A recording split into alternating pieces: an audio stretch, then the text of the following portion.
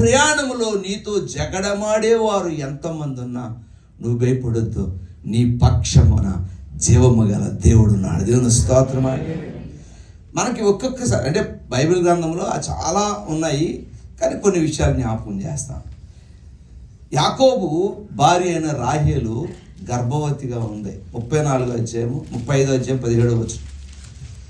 ఇక 9 మాసాల నుండి పిల్లోడిని కనే సమయంలో జరిగిన సంఘటన ఏంటంటే, చూడండి, ఆమె ప్రసవం వలన ప్రయాసపడుచున్నప్పుడు మంత్రసాని ఆమెతో, భయపడకము, ఇదియో నీకు కుమారుడినని చెప్పు.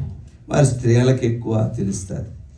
డెలివరీ టైంలో ఎంతో ఆందోళన ఉంటుందేమో, బ్రతుకుతామా లేదా, పిల్లోడు బ్రతుకుతాడా లేదా. మా పెద్దోడు పుట్టినప్పుడు డాక్టర్ అన్నాడు, మంచి చక్కటి పిల్లోడు పుట్టాడు కానీ చెప్పలేమండి బ్రతుకుతాడో లేడో అన్నాడు. ప్యూమెచ్యూర్ బేబీ అండి, 7 నెలలకి పుట్టేశాడు కనుక బ్రతుకుతాడో లేడో అన్నా. నేనేం ప్రార్థన చేసుకున్నానంటే, ప్రభువా ఒకవేళ బ్రతికితే నువ్వు సృష్టించింది ఏది వ్యర్థం కాకూడదు కదా, ఒకవేళ చనిపోతే నీ కొరకు చనిపోతే సంతోషం తప్ప మామూలుగా పుట్టినోడు చనిపోతే దేనివల్ల లాభమని నేను ప్రార్థన చేసుకున్నాను.